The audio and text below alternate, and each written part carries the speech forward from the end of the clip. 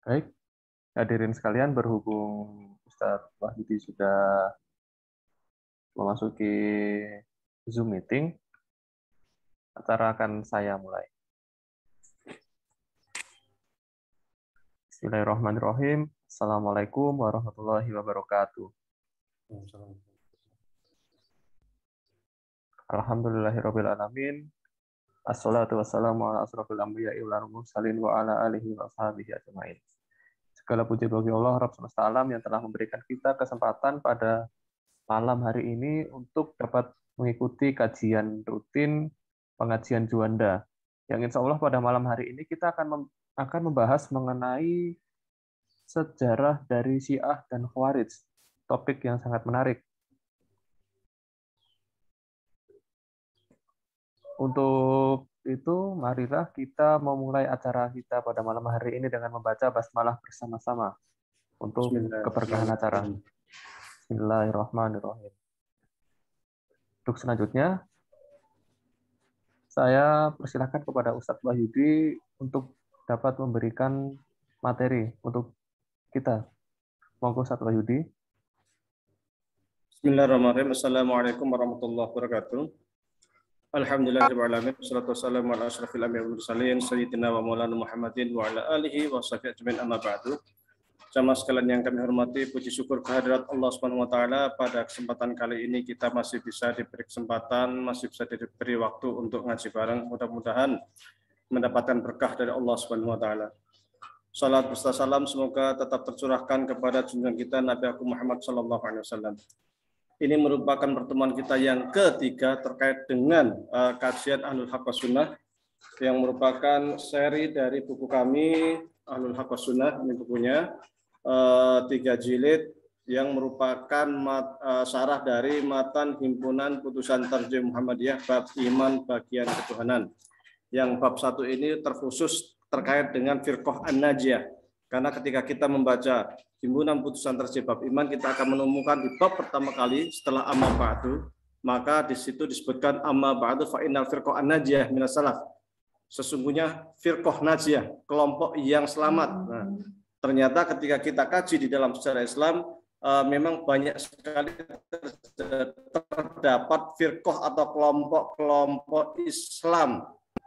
Ada dimulai dari fitnah kubro, sebagaimana yang telah kita sampaikan pada pertemuan sebelumnya, dari fitnah kubro pembunuhan Sayyidina Utsman bin Affan, kemudian Ali bin Abi Thalib, terjadi perang Jamal, dan kemudian terjadi perang Siffin yang mengakibatkan kelompok-kelompok Islam terjadi benturan, peperangan, bahkan antar para sahabat terjadi pertempuran dan peperangan.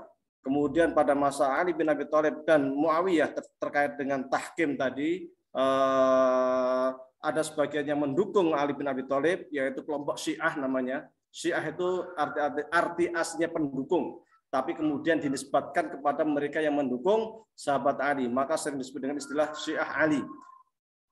Sementara pendukung Bani Umayyah disebut dengan Syiah Bani Umayyah atau Syiah Umayyah. Jadi ada 2 Syiah, tetapi yang sering terkenal adalah Syiah itu adalah para pendukung Ali bin Abi Thalib. Kemudian mereka yang keluar dari Ali bin Abi Thalib disebut dengan Khawarij. Saat ini kita akan mengkaji 2 kelompok besar ini. Mudah-mudahan bisa selesai. Jika tidak selesai pun akan kita lanjutkan pada pertemuan yang akan datang. Karena memang 2 kelompok ini cukup besar dan pengaruhnya hingga saat ini. Ketika kita melihat pergulatan politik di Timur Tengah, di Irak, di Iran, di Syria, bahkan sampai ke Afghanistan sana, itu tidak lepas daripada pergulatan antara Syiah, Ahlu Sunnah, dan Khawarij. 3 kelompok ini berseteru sejak zaman Ali bin Abi Thalib hingga saat ini. Untuk sekarang kita akan bagi 2 sesi. Yang pertama terkait dengan sejarah Syiah, kemudian yang kedua terkait dengan ideologi atau paham-paham Syiah dan Khawarij. Untuk sejarah Syiah akan disampaikan oleh Ananda Muhammad Wahyudi. Kemudian ideologinya nanti akan saya sampaikan sendiri. Ananda Muhammad, silahkan dilanjutkan terkait dengan sejarah Syiah. Kemudian nanti kekuasaan Syiah di Fatimiyah di Mesir bagaimana. Kemudian kekuasaan Syiah di Iran, Safawiyah itu bagaimana. Sehingga kita ada gambaran sejarah ada gambaran sejarah penyebaran Syiah. Ternyata pernah di Mesir, ternyata pernah di Iran, dan ternyata sekarang berkuasa lagi di Iran dan Irak. Nanti kita akan coba sedikit berbahas. Silakan Muhammad.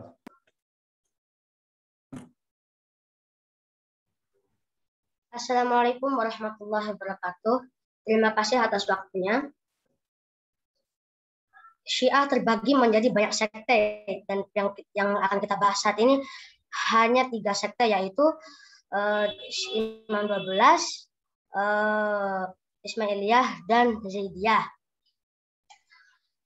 Imam-imam yang diakui Imam 12 yaitu Ali bin Abi Thalib, Hasan bin Ali, Husain bin Ali, Ali bin Husain, Muhammad bin Ali, Ja'far Ash-Shiddiq, Musa bin Ja'far, Ali Ar-Ridha, Muhammad bin Ali, Ali bin Muhammad, Hasan bin Ali, dan Muhammad bin Hasan. Hal-hal yang terpenting di masa Imam 12, hal-hal yang terpenting di masa Imam 12 adalah di masa Imam Hasan, di masa Imam Husain, dan di masa Ali Ar-Ridha. Setelah Ali bin Abi Thalib meninggal, Hasan diangkat menjadi khalifah baru. Namun setelah terbunuhnya Jenderal Qais bin Sa'ad bin Ubadah, pihak yang awalnya mendukung Hasan memihak kepada Muawiyah bin Abi Sufyan dan merampas harta benda Imam Hasan. Muawiyah sendiri telah menguasai Damaskus, Mesir, Suriah, dan lain-lain, sedangkan Hasan hanya menguasai Madinah. Ini membuat akhirnya Hasan mencopot baju kekhalifahannya dan memberikannya kepada Muawiyah. Sebelum dia mencopot baju kekhalifahannya kepada Muawiyah, Hasan dan Muawiyah membuat perjanjian bahwa setelah Muawiyah wafat, maka khalifah setelahnya adalah Khalifah Imam Hasan. Namun, Muawiyah menganggap Yazid sebagai khalifah seterusnya dan meracuni Hasan yang akhirnya membuat Hasan wafat pada tahun 1770 Hijriah. Setelah wafatnya Muawiyah bin Abu Sufyan, diangkatlah khalifah baru yaitu Yazid bin Muawiyah. Ibnu Zubair menentang hal ini dan ia menyatakan dirinya sebagai khalifah baru yang mendukung Husain bin Ali dan memberi jaminan keamanan di Mekah.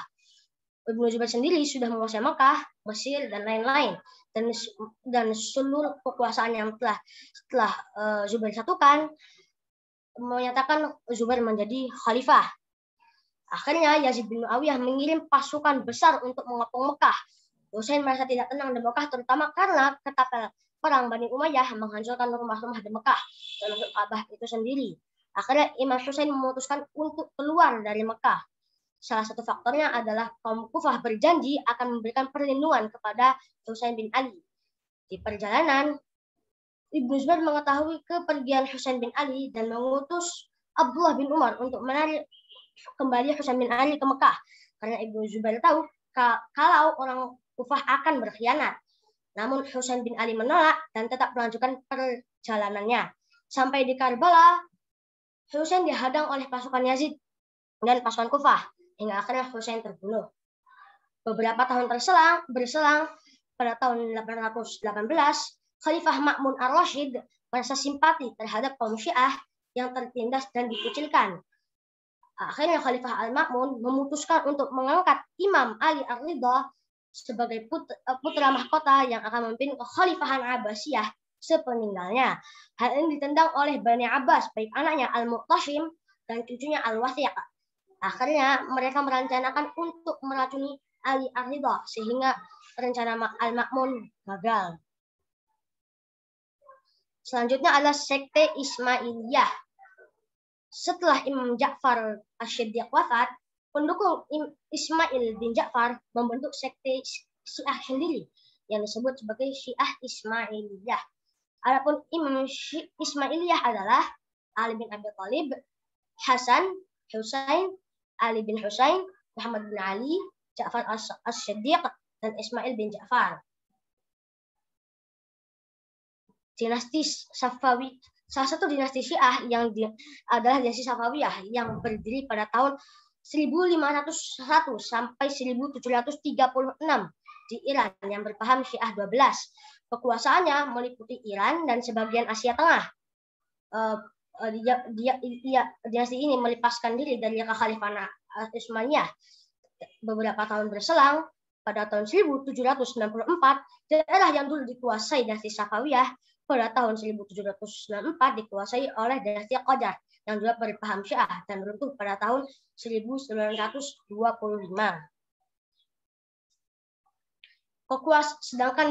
Sedangkan sekte Ismailiyah sendiri memiliki dinasti sendiri, yaitu dinasti Idrisiyah yang memberontak kepada kekhalifahan Abbasiyah setelah kekhalifahan Bani Umayyah runtuh.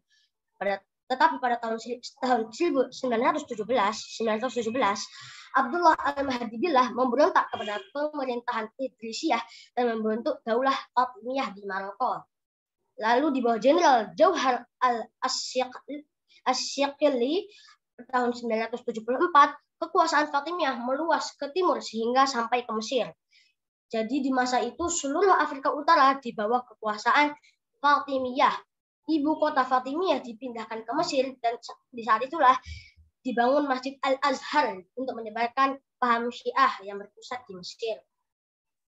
Sementara di Maroko dijadikan sebagai negara federasi Idrisiyah, dijadikan sebagai negara federasi Fatimiyah di bawah dinasti Fatimiyah yang ikut berpaham Syiah Ismailiyah atau Syiah Fatimiyah.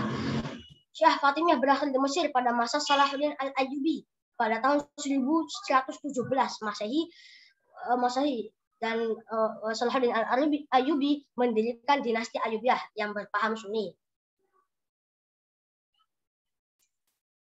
Selanjutnya adalah sekte Zaidiyah. Imam-imam yang diakui sekte Zaidiyah adalah Ali bin Abi Thalib, Hasan bin Ali, Husain bin Ali, Ali bin Husain, dan Zaid bin Ali. Zaid bin Ali juga dikenal dengan Zaid bin Ali Asy-Syahid karena dia syahid pada pertempuran pemberontakannya melawan Bani Umayyah. Peristiwa penting di sekte Zaidiyah, pertama peristiwa terpenting adalah di masa Imam Zaid bin Ali Zainal Abidin ketika melakukan pemberontakan terhadap kekhalifahan Bani Umayyah yang pada saat itu dipimpin oleh Hisham bin Abdul Malik. Zaid mendapat dukungan dari Kufah sebesar 10.000 pasukan dan mendapat bantuan dari Yaman sebesar 5.000 pasukan. Abu Hanifah sendiri membantu harta untuk prajurit Imam Zaid. Pada suatu hari ada sebagian pasukan Zaid yang mencela Abu Bakar dan Umar dan itu ditentang oleh Zaid sehingga banyak pasukan dari Kufah dan Yaman berbalik ke arah Bani Umayyah. Pertempuran pun terjadi antara Zaid dan Bani Umayyah karena Zaid kalah jumlah sehingga Zaid tewas pada pertempuran dan kalah.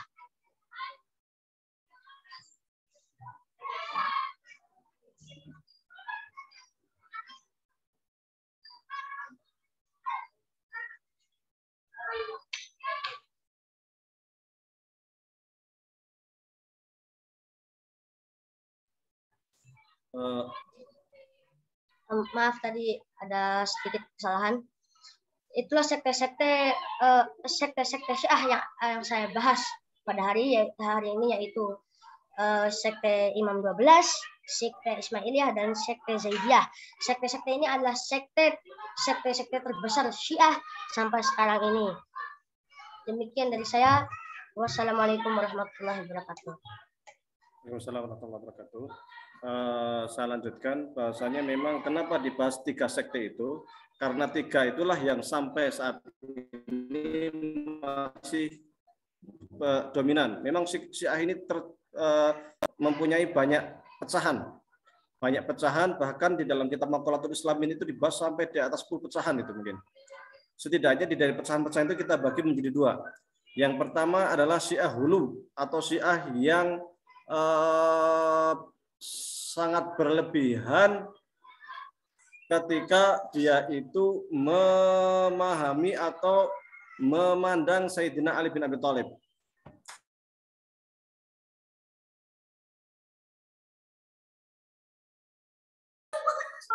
Jadi ketika tiga Syiah tadi itu hulu itu mereka sampai mentuhankan Ali, bahkan mereka juga berpikiran tanasuh. Tanasuh itu artinya bahwa Tuhan itu turun ke Sayyidina Ali. Syiah hulu itu jelas sudah keluar dari Islam. Jadi sudah bukan Muslim lagi, sudah keluar dari Islam. Syiah hulu. Yang kedua adalah Syiah yang tidak hulu tetapi cukup jauh dari ajaran Islam, tetapi mereka masih Muslim, hanya sesat. Yaitu diantaranya adalah Syiah Ismailiyah. Syiah Ismailiyah ini mereka pernah menguasai Mesir, sebagaimana tadi disampaikan, membentuk bahkan mendirikan Universitas Al-Azhar yang dulu itu memang berpaham Syiah, didirikan untuk menyebarkan paham Syiah dari Mesir ke seluruh penjuru dunia. Bahkan waktu itu memang Syiah Fatimiyah ini dari Maroko, dari Afrika Utara sampai ke Mesir itu mereka bisa dikatakan lepas dari dinasti Bani Abbas atau Abbasiyah. Mereka itu ajarannya ajarannya itu mereka banyak mistisnya dan sering mentakwilkan ayat-ayat Al-Qur'an dengan paham mereka, sehingga Syiah Ismailiyah ini atau Syiah Fatimiyah ini sering disebut dengan Syiah Batiniyah. Imam Al-Ghazali sendiri punya buku khusus mengkanter Syiah Batiniyah itu, saya lupa judul bukunya itu, intinya dia mengkanter tentang kesesatan ideologi Syiah Batiniyah, karena mereka mengatakan bahwasanya sesungguhnya ayat Al-Qur'an itu punya dua makna. Makna pertama adalah makna zahir dan makna kedua adalah makna batin. Contoh saya kasih contohnya. Wadrib bi asokal hajar, seumpama. Wadrib, maka kalau arti secara literal itu wadrib, maka pukullah bi asoka, dengan tongkatmu wahai Musa, al hajar, batu, ya kan? Jadi wahai Musa, pukullah batu itu dengan tongkatmu. Tetapi mereka mentakwilkan, wahai orang-orang yang beriman, pukullah hatimu yang sangat keras itu dengan tongkat imanmu. Fangfajarat mithutnata asyarata aina, maka akan terpancar dari batinmu itu 7 pancaran keimanan. Seumpama seperti itu. Mereka juga mentakwil beberapa ayat seperti marajal bahraini yaltaqiyan. Marajal bahraini yaltaqiyan itu artinya ada 2 laut yang bertemu. Maksudnya itu adalah Hasan dan Husain. Nah, Hasan dan Husain. Bainama barzakhun la yabghiyan, yang di mana Hasan Husain itu ya semacam lah menjadi seorang imam yang terpilih dan lain sebagainya. Nah, ini takwilan-takwilan yang disesuaikan dengan ajaran-ajaran Syiah, karena mereka menganggap Al-Qur'an itu punya makna zahir tetapi juga punya makna batin, sehingga mereka itu sering sekali mentakwil ayat-ayat Al-Qur'an. Dan yang mengetahui makna batin itu adalah para imam saja, para imam Syiah Fatimiyah. Kemudian mereka juga percaya dengan semacam nujum, semacam ilmu nujum dan sebagainya. Saya pernah mendapatkan bukunya waktu pameran buku, cuman sayangnya waktu itu kok tidak saya beli itu. Intinya buku itu kadang agak mirip-mirip primbon gitu, agak mirip-mirip mujarobat gitu. Itu Syiah Ismailiyah. Jadi memang lebih jauh dibanding dengan Syiah Ithna Syariah. Ithna Syariah itu kan percaya 12 imam.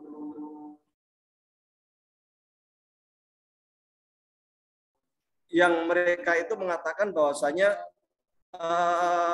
imam-imam itu maksum. Apa artinya maksum?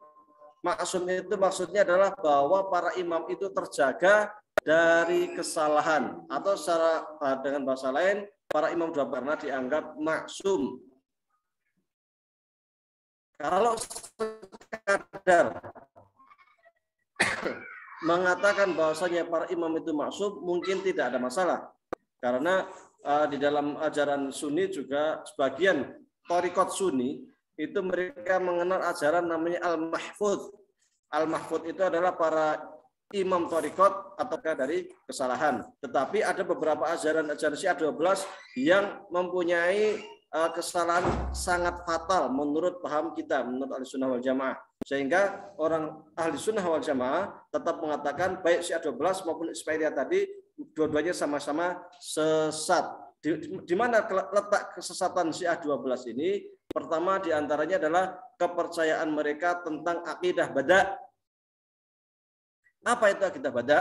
Akidah bada adalah bahwasanya Allah Subhanahu wa taala itu ingin menurunkan sesuatu, memberikan ilmu sesuatu, tetapi kemudian Allah tuh mikir, wah kayaknya ini kurang bagus nih, sehingga ditarik kasih ajaran lain yang lebih baik.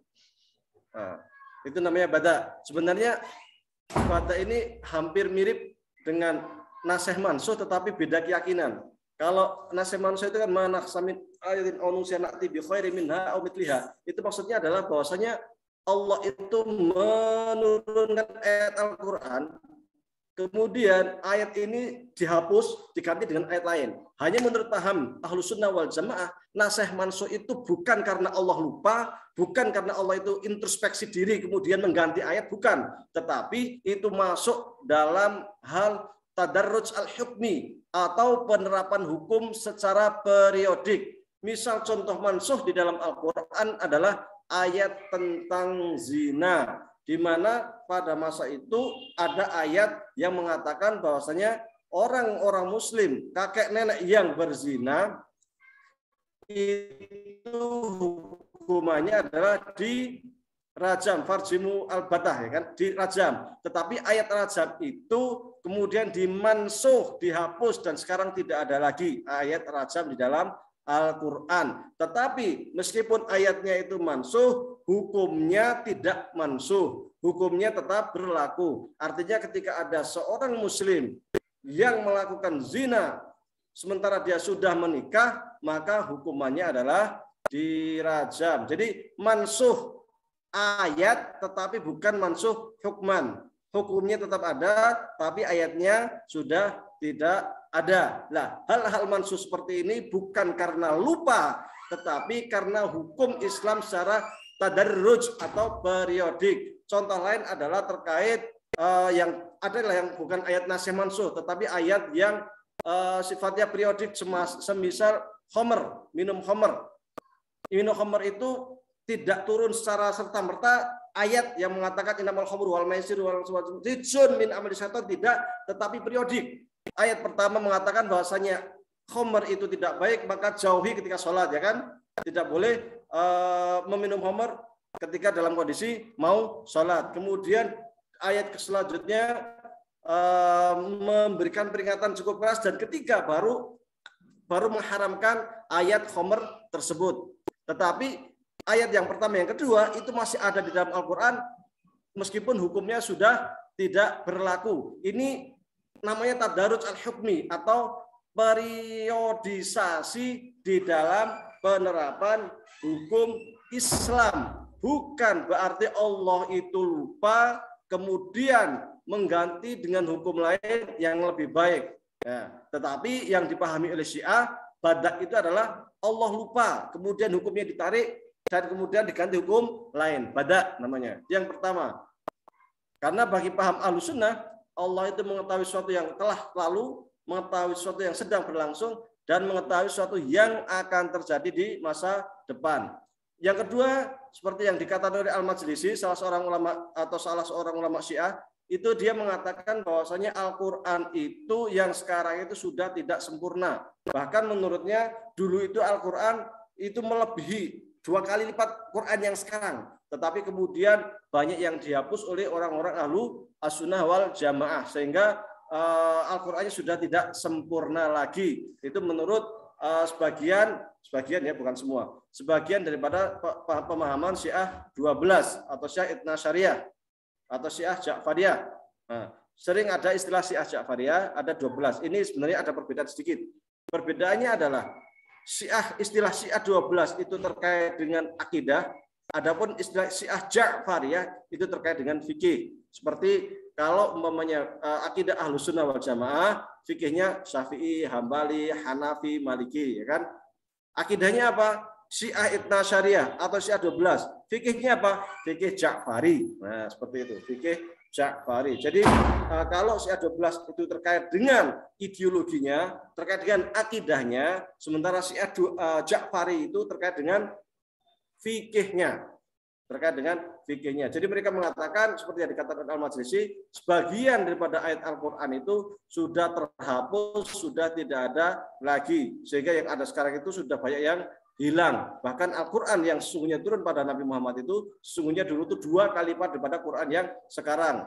Al-Baqarah itu menurut mereka 2 kali lipat dari yang sekarang. Nah, ini menurut Al-Majlisi, salah seorang Syiah yang dia itu menulis buku sampai berapa 100 berapa jilid, 135 jilid kalau nggak salah.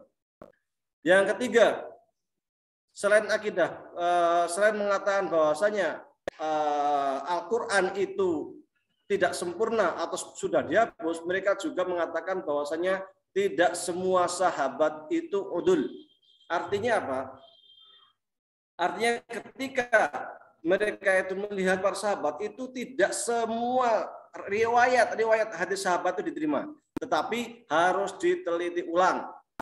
Bahkan Syiah Rafidhah, nah, Syiah Rafidhah itu adalah Syiah, bisa jadi dia Syiah 12 bisa jadi, karena tidak semua Syiah 12 itu Rafidhah. Syiah Rafidhah adalah Syiah yang menolak Khalifah Abu Bakar dan Umar. Maka disebut Rafidhah, penolakan, menolak Rafidhah. Mereka menolak Khalifah Abu Bakar dan Umar. Bahkan mereka itu kadang mencela atau menghina atau bahkan merendahkan, mencaci maki Abu Bakar dan Umar. Nah, sebagian Syiah itu mereka tidak menerima hadis-hadis dari para sahabat. Di antaranya adalah Umar, Abu Bakar, Abu Hurairah, Aisyah, siapa lagi dan lain sebagainya. Ada beberapa sahabat yang mereka itu dikumpulkan dan dianggap majruh lah. Sementara bagi Ahlus Sunnah wal Jamaah seluruh sahabat itu dianggap sebagai udul dan bisa diterima. Nah, kemudian selanjutnya bahwasanya hal lain yang membedakan antara paham Syiah dengan Ahlus Sunnah terkait dengan imamah. Masalah al-imamah. Al-imamah itu adalah persoalan politik.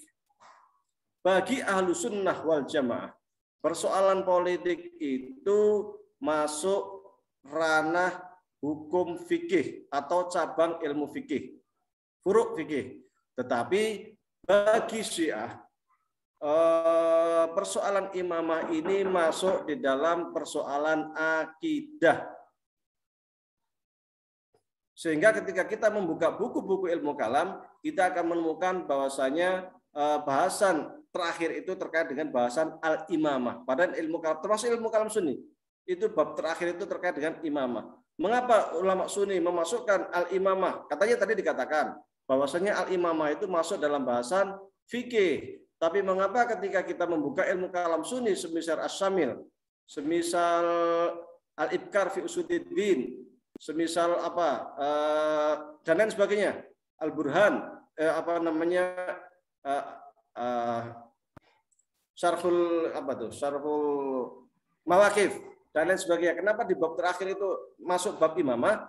Karena ulama-ulama Syiah itu sering memasukkan bab imamah atau politik itu terkait dengan urusan akidah, sehingga Ahlus Sunnah wal Jamaah ketika mengkanter mereka itu dimasukkan ke dalam ilmu kalam, meskipun sesungguhnya bab imamah ini masuk di dalam furu' atau cabang ilmu fikih. Maka Ahlus Sunnah wal Jamaah juga menulis buku, misalnya Imam Haramain menulis buku politik dengan judul Hiyatul Umam. Itu masuk buku fikih, bukan buku akidah.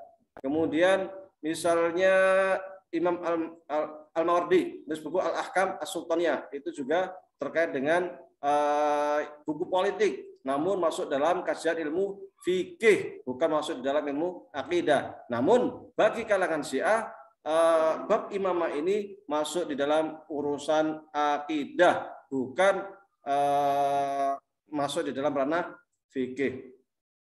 Hanya saja, apa kemudian bagi mereka yang tidak mempercayai imamah di dalam akidah, menurut Syiah, apakah mereka itu keluar dari Islam? Bagi Syiah mereka tidak keluar dari Islam, tetapi mereka bukan dari golongan Syiah 12. Ini sesungguhnya mirip dengan Mu'tazilah. Jika artinya semua yang mengakui usul khamsah Mu'tazilah berarti dia bagian dari Mu'tazilah. Sementara yang tidak mengakui berarti dia bukan Mu'tazilah. Sama seperti itu. Di Syiah, siapa yang mengakui para imam 12 berarti dia termasuk Syiah, tetapi bagi mereka yang tidak mengakui Syiah 12 berarti mereka bukan Syiah. Nah, seperti itu. Jadi imamah itu masuk di dalam urusan politik dan mereka menganggap bahwasanya urusan politik ini bukan persoalan sepele, tetapi persoalan yang sangat urgen karena terkait dengan urusan dunia dan agama. Oleh karena itu Rasulullah SAW tidak akan pernah tinggal diam untuk menentukan para imam ini, sehingga imam itu bita'yin atau ditunjuk langsung oleh Rasulullah SAW atau oleh wasiat, yaitu setelah Rasulullah yang ditunjuk adalah Imam Ali bin Abi Thalib. Kemudian Ali sebelum meninggal menunjuk Hasan bin Ali. Kemudian Hasan menunjuk Husain dan demikian seterusnya sampai 12 imam, di mana imam ke-12 dianggap imam yang ghaib atau hilang. Jadi imam itu ditunjuk. Sementara setelah imam 12 hilang, bagi kalangan Syiah itu tidak ada imam lagi, maka sementara keberadaan negara itu sesuatu yang harus dilakukan, karena tanpa negara, tanpa pemimpin, negara akan kacau, sehingga mereka itu merumuskan sebuah politik hukum yang disebut dengan istilah wilayatul faqih. Wilayatul faqih itu apa? Wilayatul faqih itu adalah konsep politik semacam ahlul halli wal aqdinya Syiah, namun mereka itu dianggap sebagai wakil daripada imam yang ghaib. Wakil, jadi semacam Imam Khomeini seumpama, atau para pemimpin Iran setelah Imam Khomeini itu mereka bukan imam maksum, tetapi mereka itu naibun lil imami al-ghaibi atau wakil dari imam yang ghaib. Wakil daripada para imam yang ghaib menurut mereka. Sampai menurut mereka itu sampai akan datang kelak Imam Mahdi Al-Mu'tadzar, Imam Mahdi yang akan turun ke dunia, yang mereka itu berasal dari keturunan Ahlul Bait, yang mereka sungguhnya dari kalangan Syiah Itsna Asyariyah. Itu menurut pemahaman mereka. Jadi politik itu wasiat. Adapun yang merumuskan wilayatul faqih itu adalah sebelum Imam Khomeini itu ada di Irak. Sebentar. Bakir Sodr. Bakir Sodr. Kita punya bukunya ini. Bakir Sodr kemudian dilanjutkan oleh Bakir Sodr itu seorang pemikir Syiah yang cukup ternama, yang dia itu seorang filosof tapi juga pakar ekonomi, mempunyai buku judulnya itu Falsafatuna yang sangat bagus.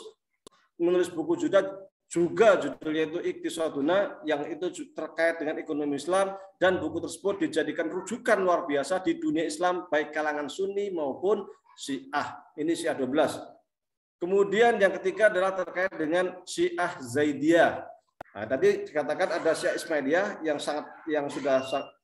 pertama adalah Syiah Hulu yang itu sudah keluar dari Islam, kafir lah Syiah Hulu ini. Yang kedua Syiah Ismailiyah atau Fatimiyah, mereka masih muslim tapi sesatnya banget. Yang ketiga adalah Syiah 12. Nah, Syiah 12 itu juga dibagi menjadi dua. Yang satu adalah Syiah 12 yang Rafidhah, yang kedua yang bukan Rafidhah.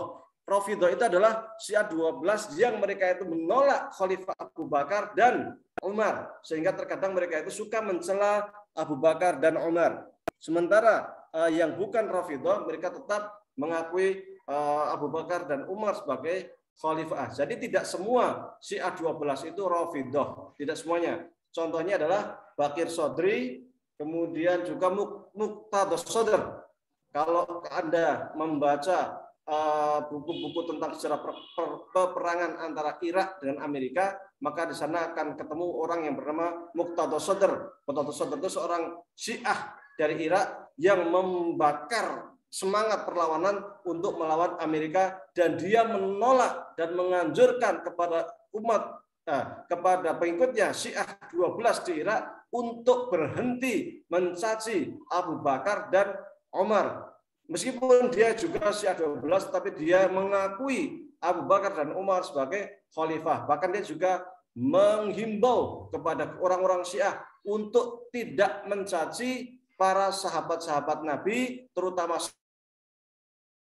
di antaranya adalah Sayyidah Aisyah. Nah, ini Syiah 12, tapi dia bukan Rafidhah. Tetapi di sana ada Syiah 12 yang Rafidhah, yang mereka itu mencela Abu Bakar, mencela Umar, mencela Aisyah dan lain sebagainya, seperti yang ditulis di dalam buku-bukunya Al-Majlisi.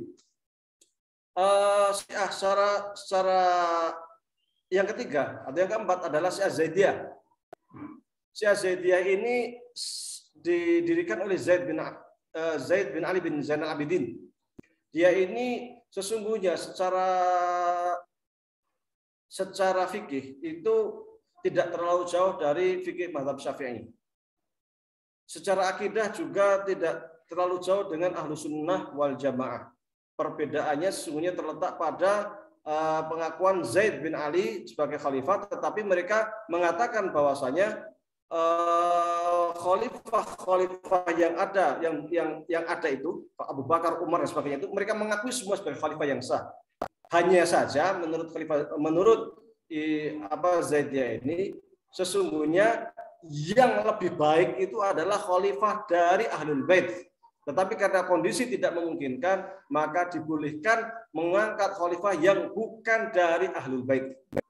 Imam Zaid ini sangat terkenal seorang ulama besar. Dia itu merupakan kawan atau teman dari Wasil ibnu Atta dan kawan dari Abu Hanifah An-Nu'man.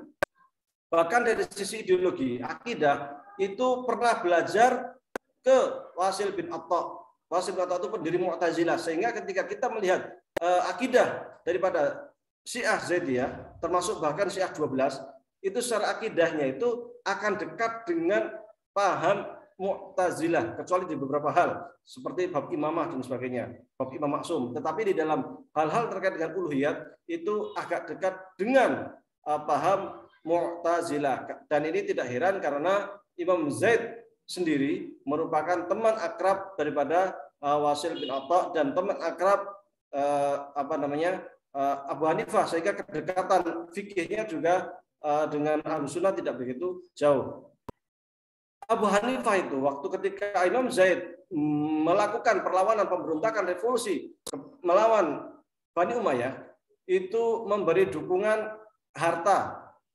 Karena memang Abu Hanifah waktu itu ingin ikut berperang sesungguhnya, tetapi karena banyak titipan yang ada pada dirinya sehingga tidak bisa ikut berperang dan memberikan bantuan finansial, karena memang oleh Abu Hanifah melihat bahwasanya Bani Umayyah itu memang sudah sangat zalim sekali sehingga memang harus diperangi. Ini Syiah Zaidiyah. Syiah Zaidiyah ini berkembang di Yaman, sementara Syiah 12 itu berkembang di Iran dan Irak.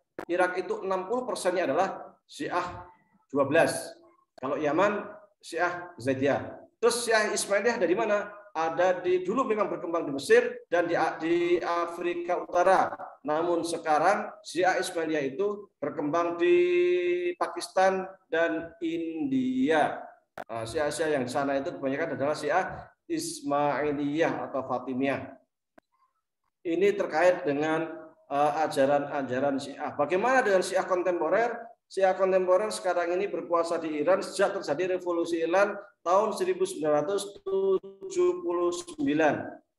Sebelumnya Iran itu memang rakyatnya memang sudah Syiah, tetapi negaranya sekuler. Sampai kemudian muncul seorang tokoh yang disebut dengan Imam Khomeini, yang dia itu banyak menulis buku tentang negara Islam, tentang nilai fakih, konsep dan sebagainya, sehingga dia juga diusir dari Iran dan pergi ke Perancis. Namun di Perancis menyebarkan ideologinya tentang konsep-konsep kenegaraan Syiah dan sebagainya, sehingga kemudian punya murid banyak di antara para pengikutnya itu adalah Ali Asy'ariyati yang menjadi di antaranya itu menjadi konseptor daripada negara Islam Iran, di mana Ali Asy'ariyati itu juga banyak menulis buku dan termasuk buku-bukunya disukai oleh ayahanda kita Bapak Amin Rais. Jadi sangat bangga dengan buku-buku karya Ali Asy'ariyati. Kemudian pahamnya itu ternyata luar biasa sehingga terjadi pemberontakan revolusi besar-besaran tahun 79 di Iran, dan akhirnya Imam Khomeini dijemput atau pulang ke Iran dan disambut sangat luar biasa menjadi pemimpin besar Iran sampai tahun 1989. Kemudian Imam Khomeini berusaha mengekspor tentang konsep negara Islam itu, maka negara-negara samping dia itu menolak terhadap revolusi Iran sehingga terjadi perang antara Irak dengan Iran. Kenapa Irak melawan? Karena di Irak itu 60% adalah Syiah, kemudian sebagian kecil adalah Sunni yang waktu itu dipimpin oleh Saddam Hussein. Saddam Hussein ini bisa eksis meskipun minoritas Sunni karena backing Sunni. Kalau Sunni itu tidak membacking Saddam Hussein, maka Sunni di Irak akan runtuh. Dan ternyata terbukti setelah Saddam Hussein itu ditangkap oleh Amerika, kemudian dipenjara, kemudian pas Idul Adha digantung. Sekarang sampai sekarang Irak sudah dikuasai oleh Syiah. Maka ketika Irak ini dikuasai Syiah, gelombang politik Syiah di Timur Tengah itu hidup kembali. Hidup. Waktu itu setelah waktu Saddam masih hidup, itu paling ya isi Irak sama Iran aja. Pertempuran itu setelah itu dihalang-halangi oleh Saddam Hussein. Jangan sampai revolusi Iran itu menyebar kemana-mana, dan cukup berhasil lah Saddam Hussein. Tetapi kemudian terjadi perang Teluk di mana Amerika menuduh Irak itu mempunyai senjata perusak massa dan lain sebagainya, sehingga Irak diembargo ekonomi, diserang secara militer. Dan yang cukup menyedihkan adalah yang membantu runtuhnya Saddam Hussein itu negara-negara Sunni, yaitu Kuwait dan Saudi terutama. Juga negara-negara Teluk lain. Kuwait itu dijadikan sebagai pangkalan militer Amerika dan Saudi untuk meruntuhkan kekuasaan Saddam Hussein. Dan sekarang ketika Saddam Hussein itu mati, kemudian Irak dikuasai oleh Syiah, maka terjadi gelombang kebangkitan Syiah di Timur Tengah di mana-mana, terutama di Yaman. Akhirnya terjadi perang antara Houthi ya, dengan Saudi, dengan Sunni di Yaman dan sebagainya, perang saudara. Kemudian perang saudara di mana? Di Suriah. Kemudian di mana-mana terjadi gelombang kebangkitan Syiah. Artinya apa? Sesungguhnya yang memetik buah peperangan di Timur Tengah ya yang menanam. Ya. Jadi yang menanam siapa? Ya mereka yang mendukung runtuhnya Saddam Hussein. Tetapi memang Saddam Hussein juga punya kesalahan cukup fatal, yaitu menduduki Kuwait karena mengatakan bahwasanya Kuwait itu adalah negara boneka Amerika. Kuwait itu adalah bagian dari provinsi Irak, sehingga dia diduduki, apalagi Kuwait kaya minyak. Karena memang Saddam Hussein itu ambisinya memang luar biasa. Dan dikhawatirkan oleh negara-negara Teluk setelah menduduki Kuwait akan menduduki tempat lain, menyerang tempat lain, sehingga nanti Saudi dan sebagainya akan diserang. Prinsipnya di situ ada pergolakan antara Sunni Syiah. Jadi pergolakan Sunni Syiah itu sejak zaman Ali bin Abi Thalib itu sampai sekarang itu masih kerasa. Kemudian kenapa sampai sekarang itu Saudi bersitegang terus dengan Iran? Karena juga terkait dengan rebutan kekuasaan di Timur Tengah, khawatir terjadi, kalau dulu itu khawatir revolusi di Timur Tengah dimotori oleh Syiah Iran, revolusi khawatir nanti kerajaan direvolusi dan sebagainya, apalagi bagian timur daripada Saudi Arabia itu Syiah. Jadi bagian timur itu Syiah, sehingga Saudi juga khawatir revolusi Iran itu juga akan membangkitkan Syiah di Saudi, sehingga nanti terjadi revolusi Syiah di Saudi. Nah, sejak revolusi Iran itu kemudian paham Syiah itu menyebar ke berbagai dunia. Di antaranya adalah berkembang di Indonesia. Dulu nggak terlalu kentara Syiah di Indonesia itu, tetapi setelah terjadi revolusi Iran, paham Imam Khomeini itu menyebar di mana-mana, maka Syiah juga berkembang di Indonesia, sehingga terjadi persoalan antara Sunni Syiah di Indonesia. Banyak mereka orang Syiah di Indonesia yang mendirikan pesantren, yang kemudian membuat percetakan, yang mereka macam-macam lah, berbagai upaya. Bahkan mereka mempunyai kelompok pecinta Syiah, apa itu namanya, Ahlul Bait itu apa, yang dulu Jalaluddin Rahmat dan istrinya itu kan, yang merupakan dua kelompok Syiah. Baik, Ternyata baru Syiah sudah jam 4 lewat ya. Saya tambah sedikit aja terkait dengan Syiah ini.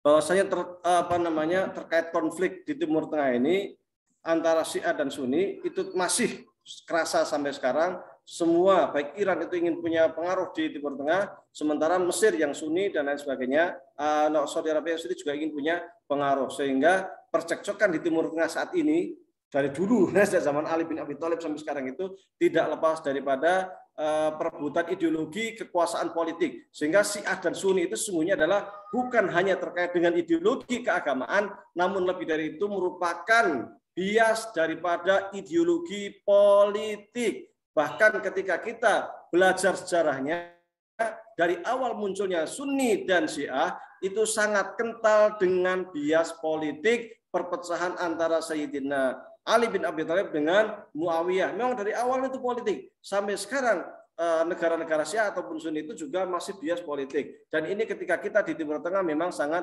kentara. Di Indonesia tidak.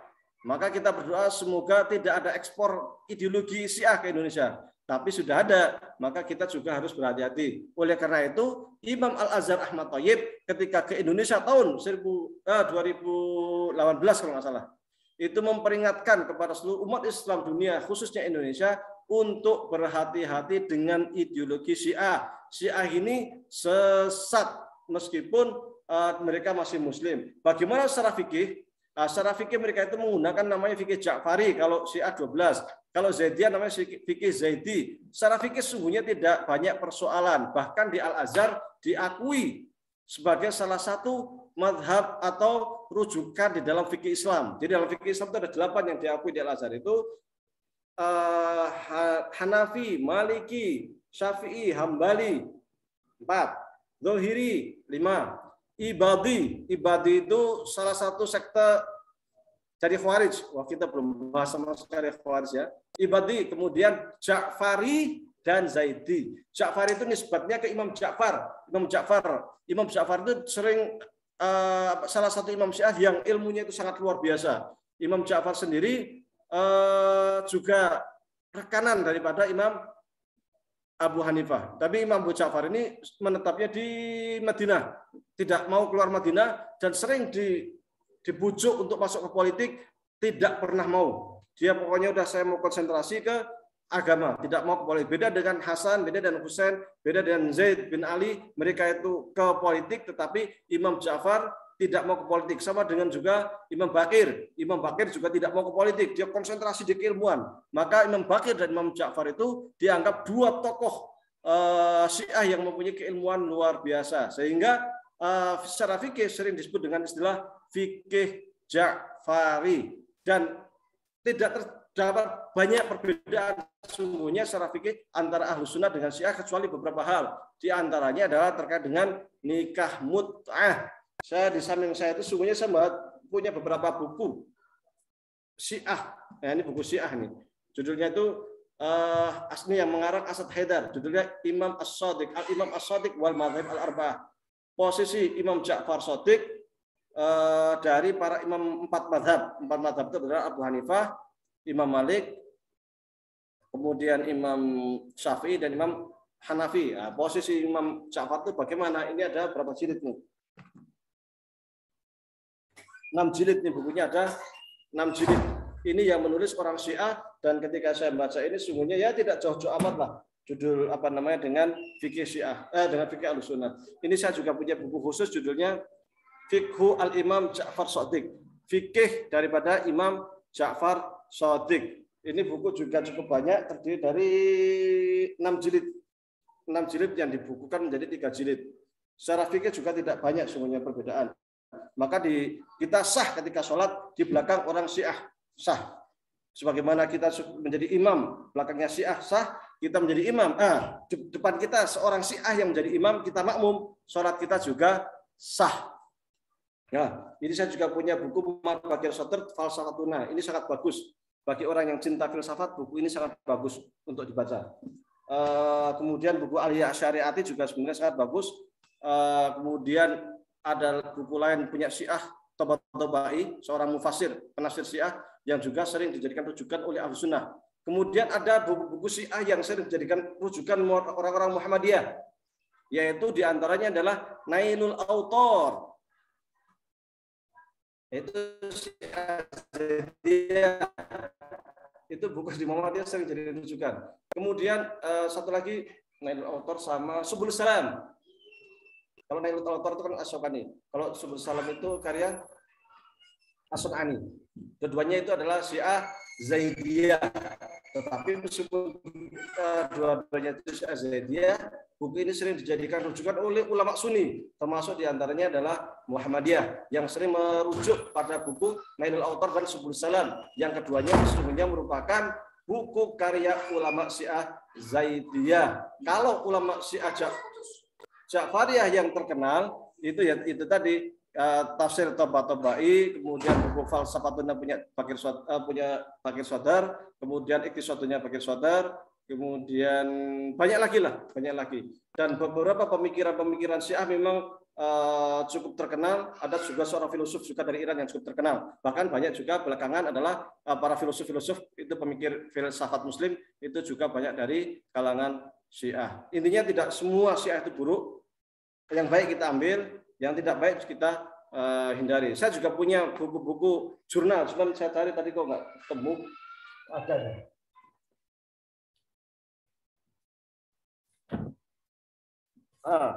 Pas ini. Ini jurnal Syiah. Judulnya Fiqhu Ahlil Bait. Fikih Ahlil Bait. Jadi saya coba baca buku ini dan secara fikihnya bagus. Dan rujukannya ternyata juga banyak merujuk kepada kitab-kitab Sunni juga gitu. Jadi mereka tidak hanya menggunakan rujukan Syiah, tetapi mereka juga banyak menggunakan rujukan Sunni. Bahkan kitab-kitab seperti Kutubus Sittah juga dijadikan rujukan. Saya punya beberapa buku ini yang Fiqhu Ahlil Bait, Fikih Ahlul Bait. Saya punya buku lain, jurnal lain, cuman saya tidak ketemu. Itu juga gabungan antara penulis-penulis Sunni dan Syiah. Tahun 1940 berapa ya? 48 atau berapa? Itu juga terjadi pertemuan antara ulama-ulama Azhar dengan ulama-ulama Iran untuk takribul madzhab, untuk mendekatkan diri antar mazhab, sehingga karena sering terjadi pertempuran antara Syiah dengan Sunni, maka ulama Azhar dan Iran punya inisiatif untuk bertemu dan membahas tentang hal-hal yang mungkin kita bisa bersatu supaya tidak punya implikasi di lapangan dengan terjadi pertempuran, pergolakan dan sebagainya. Bahkan tahun 1994 kalau masalah ya, yang di Salah Yaman itu, yang di mana Syiah Sunni itu mereka bersatu bersama untuk mencari titik temu supaya kita itu tidak saling berperang. Baik, kurang lebihnya mohon maaf. Kita lanjutkan dalam sesi dialog. Wabillahi taufiq wal hidayah. Assalamualaikum warahmatullahi wabarakatuh.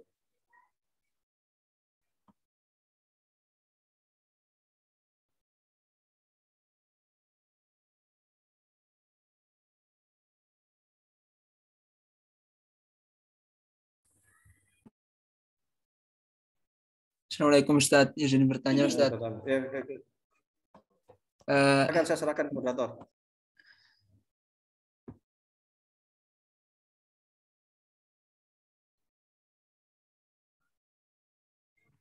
Baik, cek.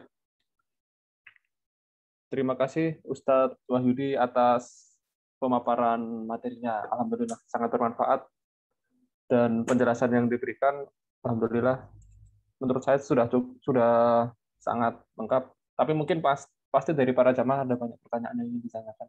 Oleh karena itu, langsung saja setelah ini dibuka sesi pertanyaan jawab. Monggo kepada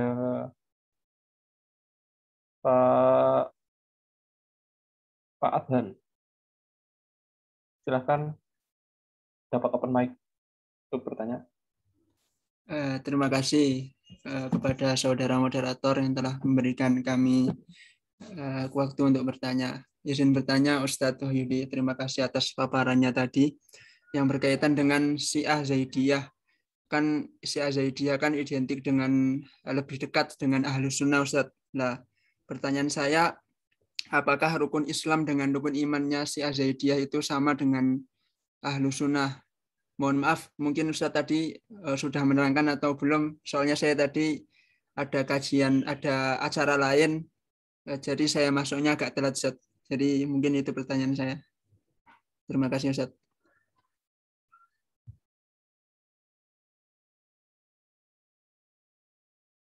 Mohon izin Ustadz, ingin ditampung terlebih dahulu atau langsung dijawab?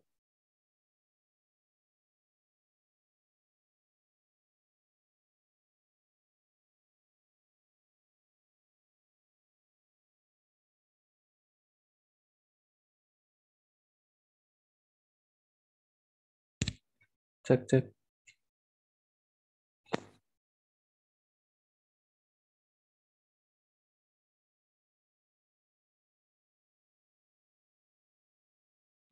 Baik, langsung saya jawab atau? Monggo Ustadz, mau Ya. ditampung dulu atau langsung dijawab? Terkait rukun iman atau rukun Islam Syiah, baik Syiah Zaidiyah maupun Syiah 12 itu sama. Rukun iman, rukun Islamnya itu sama. Karena ketika usuluddinnya, rukun iman, rukun Islamnya beda, maka dia sudah keluar dari Islam. Otomatis. Cuman perbedaannya itu tadi terkait dengan imamah saja. Imamah itu di dalam atau di kalangan orang Syiah itu masuk ke bab, jadi masuk ke bab akidah. Tetapi Ahlussunnah masukkan ke dalam bab fikih. Meskipun demikian, mereka yang tidak percaya dengan imamah bukan berarti kafir, hanya dianggap bukan bagian dari Syiah. Jadi sama, Syiah itu ya rukun Islam ya Allah sebagai Tuhan kita, Nabi Muhammad sebagai Nabi terakhir, kita cukup punya ayat Al-Quran sama. Kalau Anda ke Iran sekarang, beli mushaf di Iran, cek satu-satu sama Qurannya. Saya punya buku-buku fikih, cara rujukan istidlalnya, mencari dalilnya sama. Qurannya, caranya, saya bahkan punya usul fikih Syiah, yang karya ulama Syiah sendiri. Kalau kalian ulama Sunni saya punya. Ini namanya kitab ini namanya Imam Zaid. Imam Zaid ini dia mengupas ditulis oleh Imam Abu Zahra. Cuman Imam Abu Zahra ini seorang ulama Sunni Al-Azhar, dan dia di dalam buku Imam Zaid ini mengupas tentang kehidupan Imam Zaid, masanya, fikihnya bagaimana, usul fikihnya bagaimana. Usul fikihnya, dan dia dari sini sebenarnya tidak ada masalah lah sebenarnya dari sisi fikihnya itu. Ini cuma yang menulis orang Sunni, Saya juga punya buku lain, judulnya itu ini judulnya Al-Imam As-Shadiq. Maksudnya adalah Imam Ja'far Shadiq. Hayatuhu wa asruhu ara'uhu wa fiqhu. Jadi hidupnya, masanya Imam Ja'far Shadiq, pendapatnya dan fikihnya itu bagaimana Imam Ja'far Shadiq. Cuman ini yang menulis adalah Imam Abu Zahrah. Imam Abu Zahrah salah seorang ulama Azhar. Nah, di sini juga dibahas panjang lebar, terutama terkait dengan perbedaan istimbatul ahkam, cara mencari dalil antara Ahlussunnah dengan Syiah Ja'fari, terutama juga dibahas panjang lebar terkait dengan nikah mut'ah. Secara umum sebenarnya juga tidak banyak perbedaan. Ada sih perbedaan, karena mereka ada istilah akhbari, ada istilah itu macam-macam. Nah, kalau nggak ada perbedaan namanya Sunni. Ada perbedaan, tetapi maksud saya adalah perbedaan yang sifatnya itu furu'iyah, perbedaan cabang. Nah, kalau secara fikih sungguhnya perbedaannya nggak terlalu banyak banget itu. Tetapi memang yang menonjol itu dari sisi akidah, sehingga kita mengatakan bahwasanya Syiah 12 itu sesat karena memang punya paham bada, punya paham yang seperti yang saya sampaikan tadi.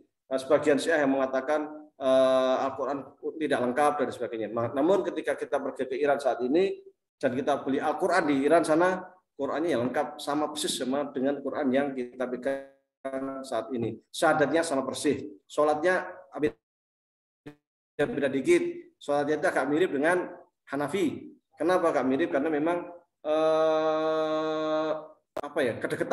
kedekatan antara Imam Hanafi dengan Ja'far Shadiq itu kan temenan itu.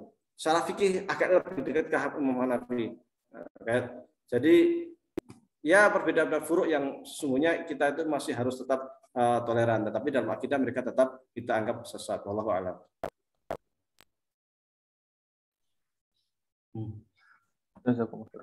Apakah ada yang ditanyakan lagi, Pak? Atau sudah cukup jelas? Sudah cukup jelas, Ustaz. Jazakumullah khairan atas penjelasannya. Semoga bermanfaat ilmunya. Izin Ustadz, ada pertanyaan dari kolom chat. Izin saya bacakan. Assalamualaikum Ustadz, apakah semua Syiah itu sesat? Kalau sesat, apakah yang bisa kita ambil dari kesesatan itu? Dari Pak Supriyanto. Tadi sudah saya sampaikan Syiah itu sesat. Sesatnya itu dari sisi akidah ya. Kalau dari sisi fikih nanti terkait dengan yang sering jadi perdebatan terkait dengan nikah mut'ah, tetapi sesungguhnya nikah mut'ah itu tidak sesederhana yang kita tahu saat ini. Tapi kalau di buku fikih Syiah sesungguhnya juga cukup ketat gitu.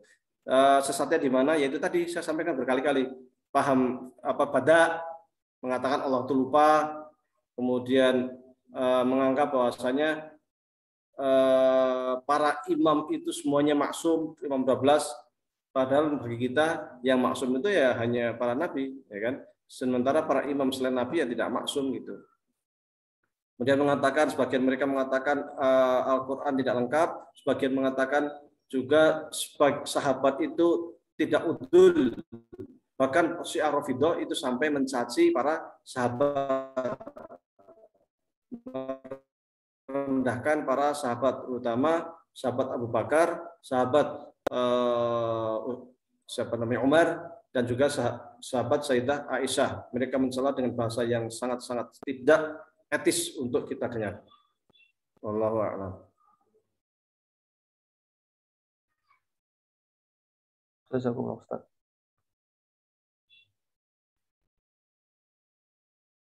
Dipersilakan bagi para jamaah untuk bertanya.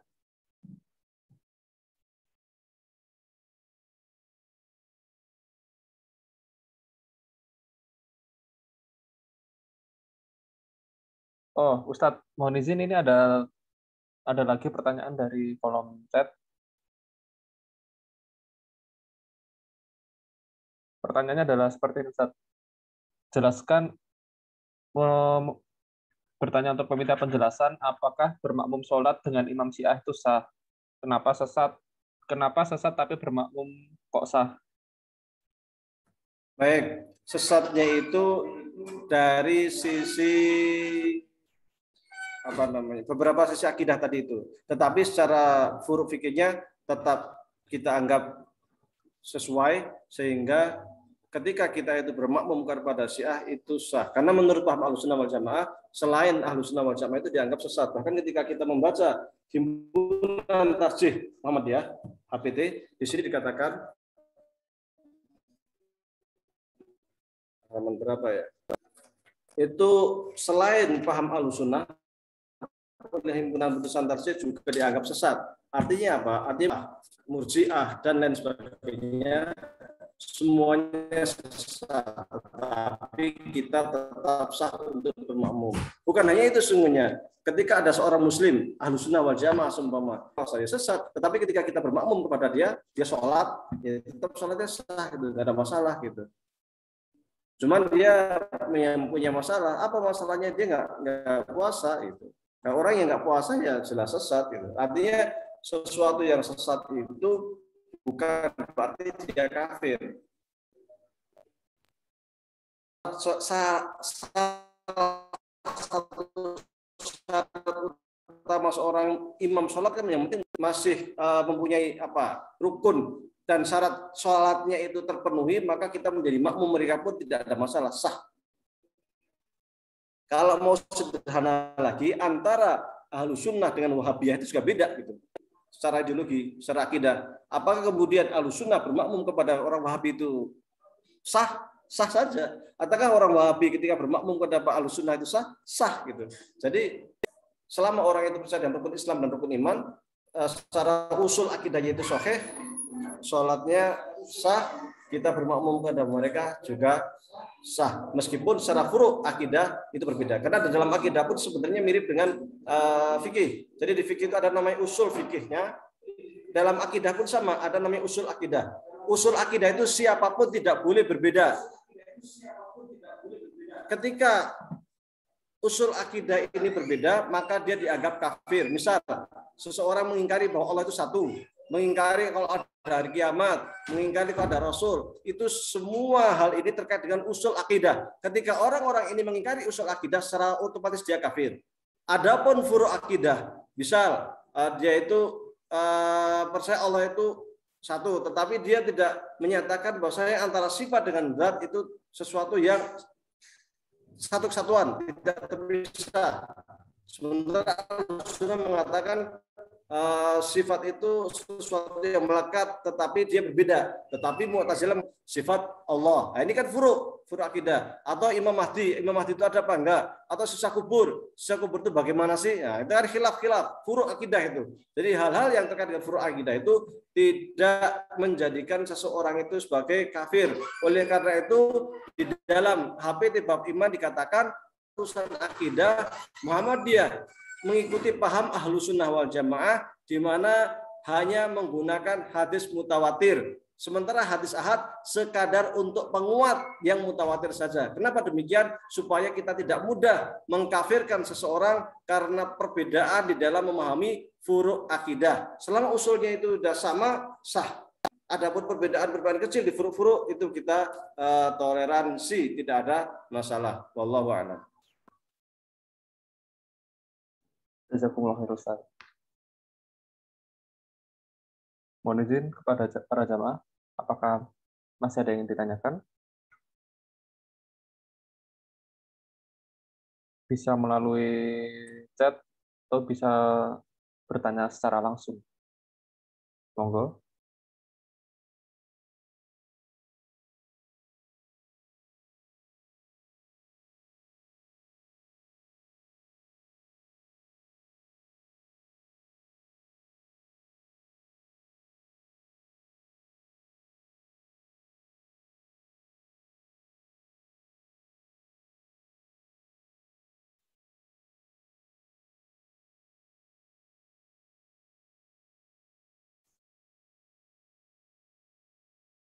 Kalau semisal sudah tidak ada yang ditanyakan, mohon izin Ustadz untuk dapat memberikan closing statement pada kajian malam hari ini. Baik. Sebagai penutup, barangkali perlu kita sampaikan bahwa memang konflik-konflik yang ada di Timur Tengah saat ini bahkan menjalar ke beberapa negara, bahkan akan sebagian juga membawa ke secara ideologi membawa ke Indonesia. Syiah Sunni ini awalnya memang politik dan sampai sekarang itu adalah konflik politik. Jadi konflik politik itu kemudian yang berkembang menjadi konflik ideologi. Jadi konflik politik yang berkembang kemudian menjadi konflik ideologi. Awal-awal mulanya sesungguhnya mereka itu adalah partai-partai politik yang semuanya berkeinginan untuk merebut kekuasaan. Ini saya juga ada buku lain Al-Mabani Al-Kalamiyah Wilayatul Faqih. Ini buku tentang wilayatul faqihnya Syiah, dan buku ini ditulis oleh Akram Barokat, orang Syiah.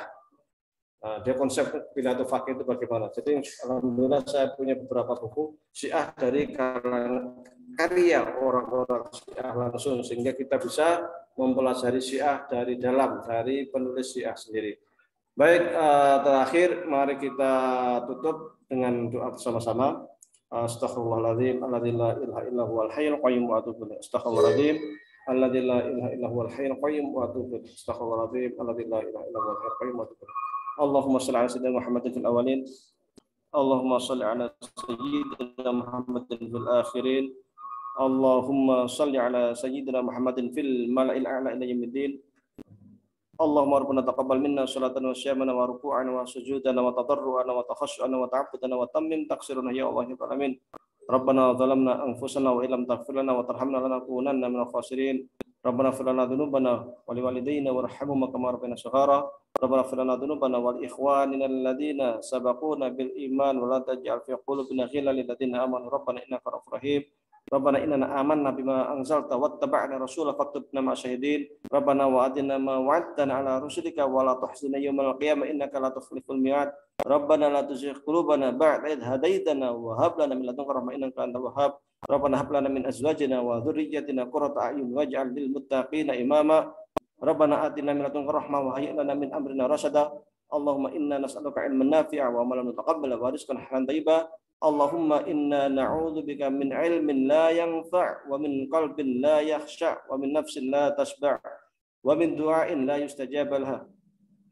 Allahumma inna nas'aluka salamatan fid din wa afiatan fil jasadi wa ziyadatan fil ilmi wa barakatan fil rizqi wa taubatan qabla al-maut wa rahmatan 'inda al-maut wa maghfiratan ba'da al-maut. Allahumma hawwin 'alaina fi sakaratil maut wa najina minan nari wal 'afwa 'inda al-hisab. Allahumma a'inna 'ala dzikrika wa syukrika wa husni ibadatik. Allahumma rfa'na al-bala' wal waba' wal mihn wa ta'ud bi rahmatika ya arhamar rahimin. Rabbana atina fid dunya hasanah wa fil akhirati hasanah wa qina adzabannar. Wa sallallahu ala sayyidina Muhammadin wa ala alihi wa sahbihi wasallam. Subhanaka rabbika rabbil izzati amma yasifun wa salamun alal mursalin walhamdulillah.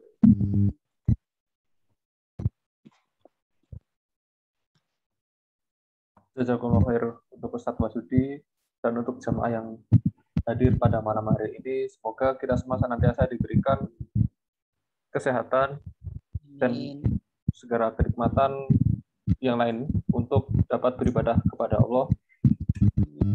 Dan semoga kita bisa dipertemukan di kajian Juanda di pertemuan selanjutnya dan bisa istiqomah untuk mengikutinya.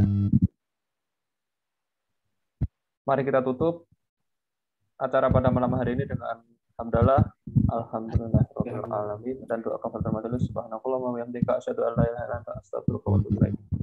Saya Novel Hafiz sebagai pembawa acara mewakili FKM Istanbul meminta maaf apabila banyak kekurangan.